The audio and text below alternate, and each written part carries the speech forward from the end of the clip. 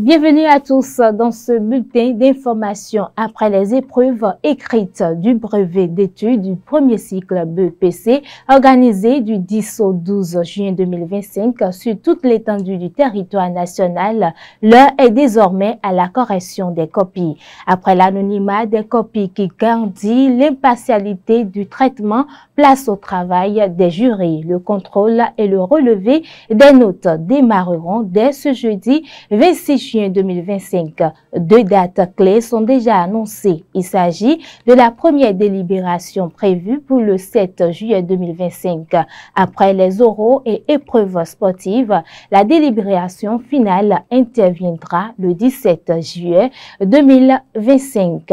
En prélude à la célébration du 65e anniversaire de l'indépendance du Bénin, le coach sportif international Jacques-Fabrice Diène initie un événement sportif qui réunira toute l'Afrique en un seul lieu à Cotonou. L'événement qui aura lieu du 12 juillet 2025 a été présenté au public au cours d'une conférence de presse ce mercredi 25 juin 2025 devant un parterre d'invités, notamment le parrain Luc Setonji Atropo, maire de la ville de Cotonou. Le point avec Faouzia Sefou et David Yemi. Le plus grand événement sportif qui réunira toute l'Afrique arrive à Cotonou au Bénin. 229 Independence Fit Day est son nom. Et sous l'impulsion de son promoteur, Jacques-Fabrice Diène, coach sportif international, il a été dévoilé au public au cours d'une conférence de presse tenue ce mercredi 25 juin 2025.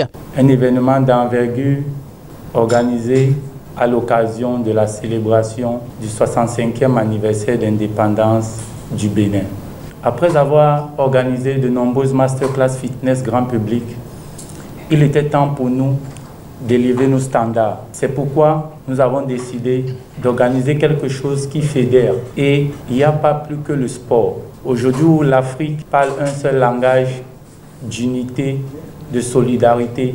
Cette initiative de grand rassemblement d'envergure nationale et internationale qui vise le bien-être pour tous par la pratique du sport a été saluée par un nombre important de partenaires, notamment le Gabon, le Tchad, le Niger, le Cameroun, le Togo et bien d'autres. Nous sommes fiers de soutenir l'initiative qui favorise la santé et le bien-être. Toutes les activités qui ont rapport avec le sport, je participe souvent. Et au-delà de cette participation, cette année, nous avons décidé d'accompagner l'événement avec ce que nous savons le plus faire, qui est nos bouillies. C'est un véritable honneur pour nous de contribuer à cette initiative des sports. Tous les conducteurs de taxi moto seront mobilisés derrière mon frère le 12 prochain.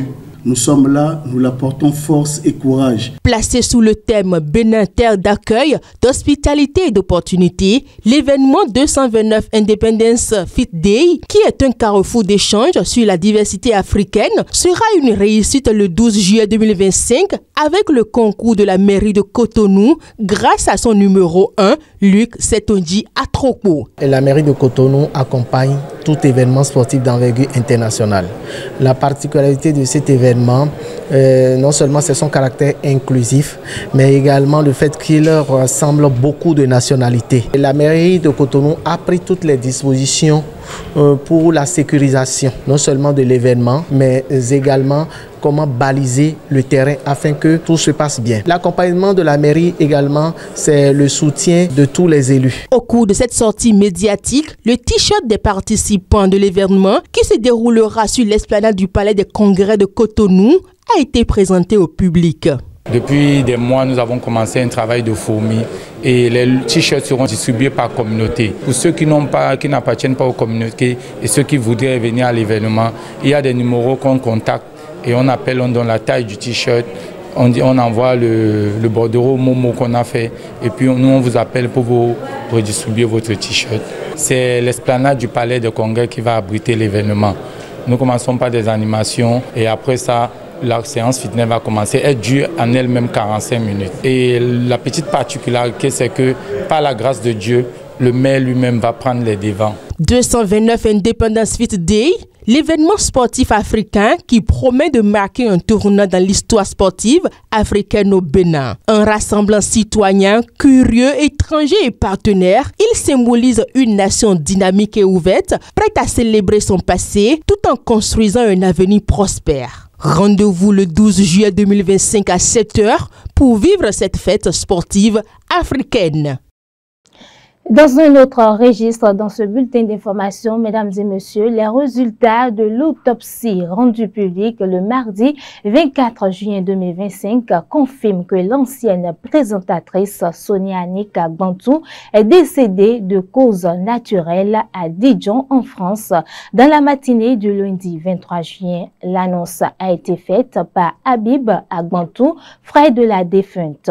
Selon lui, aucun élément suspect n'a été relevé par les médecins légistes. Ainsi donc, les hypothèses alarmistes d'empoisonnement, de violence ou de mort criminelle qui ont circulé sur les réseaux sociaux peu après l'annonce du décès. Cette énième mort dans le rang des professionnels des médias suscite des interrogations sur les conditions de vie et de travail des journalistes. Pour les confrères, ces conditions ne sont pas favorables aux professionnels. Suivons-les.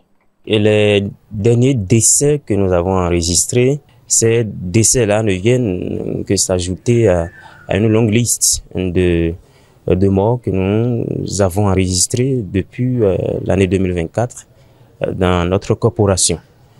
Et à l'analyse, il faut véritablement commencer par s'en inquiéter.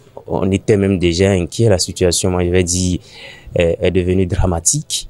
Je crois que cela traduit quand même la précarité qui sévit actuellement dans ce secteur-là. Des journalistes qui n'exercent pas dans de très bonnes conditions, qui ont du mal à faire face aux besoins quotidiens, et qui n'arrivent même pas à se nourrir, à nourrir leur famille. La situation est véritablement compliquée sur le terrain. On exerce un métier qui, il faut le dire, est déjà très stressant. Le chef de l'État, le président Patrice Talon lui-même, l'a reconnu qu'il faut une réforme pour améliorer les conditions des journalistes. Mais plus de 2 ans après, toujours rien. Cette mort, ou bien je dirais l'énième mort, interpelle surtout sur le plan des conditions de travail de nous, professionnels des médias. Parce que quoi qu'on dise, depuis un certain temps, avec le système, nous vivons plus ou moins dans une précarité qui ne dit pas son nom. Les journalistes aujourd'hui n'ont pas les assurances maladie. D'ailleurs, même combien de promoteurs ont ces assurances de maladie, juste à parler maintenant des employés qu'ils ont à leur charge. Ce n'est souvent pas leur faute. La faute incombe à la situation dans laquelle nous sommes. Il n'y a plus de contrats. Les quelques-uns qui en ont, comment est-ce que ça se gère? Il faudrait que la réforme qu'a commencé le président, en tout cas l'institution à notre charge, que nous avançons un peu plus vite. Pour le paraphraser, il faut que l'église vienne rapidement au milieu du village pour qu'au moins tout ce qui a commencé dans l'ombre puisse prendre des corps. Passer de vie à trépas, comme on le dit souvent, c'est une œuvre de Dieu. Quand on vit, on doit pouvoir un jour quitter ce monde-là, nous le savons tous. Mais le constat est que c'est un peu comme si c'est notre tour cette fois-ci. On ne pourrait pas l'expliquer puisque c'est une œuvre divine, mais on pourrait peut-être l'interpréter. Vous voyez, nous travaillons dans le stress. On a des problèmes en réalité et nous essayons de couver ces problèmes.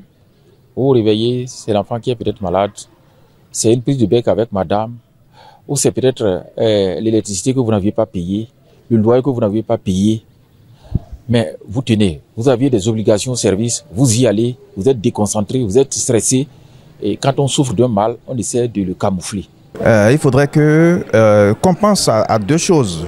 Les autorités peuvent nous aider en la matière.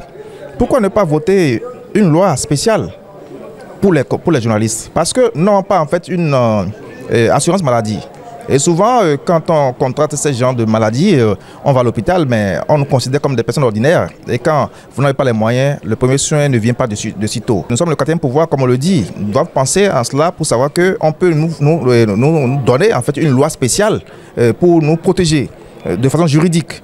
Et également, j'interpelle les fêtières.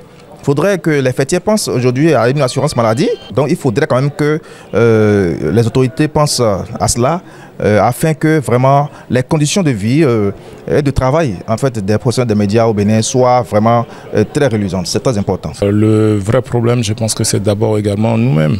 Le problème. Quelles sont les politiques que nous mettons en place pour pouvoir subvenir et atténuer les douleurs des professionnels des médias. Moi, je me rappelle quand même qu'à l'UPMB, on avait travaillé quand même sur un gros chantier en ce qui concerne la sécurité sociale des journalistes. Mais les mandatures qui ont suivi, qu'est-ce que ce projet est devenu? Toute l'actualité hors de nos frontières est à suivre avec Faouzia Sefou.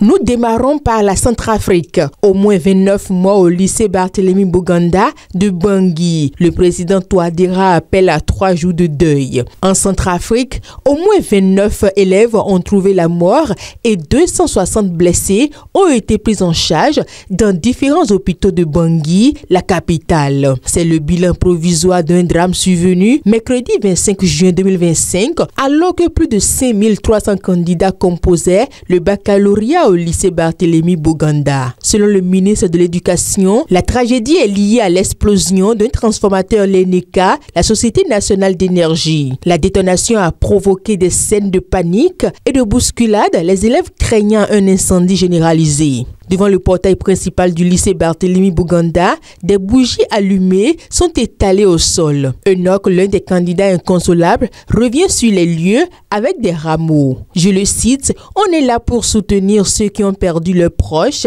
et nos amis qui ont laissé leur vie. L'idéal, c'est de rester ensemble dans ce moment de malheur. » Fin de citation. Il ne comprend toujours pas pourquoi les agents de l'ENECA ont fait le mauvais choix de réparer ce transformateur en plein pendant les examens. Je le cite encore, on est en train de composer. Normalement, il devrait attendre la fin des épreuves pour venir réparer ce transformateur et faire ce travail sans risque. Fin de citation. Au Mali à présent, la justice va se prononcer sur les conséquences de la dissolution des partis politiques. Au Mali, 2 tribunaux acceptent de se prononcer sur les conséquences de la dissolution des partis politiques.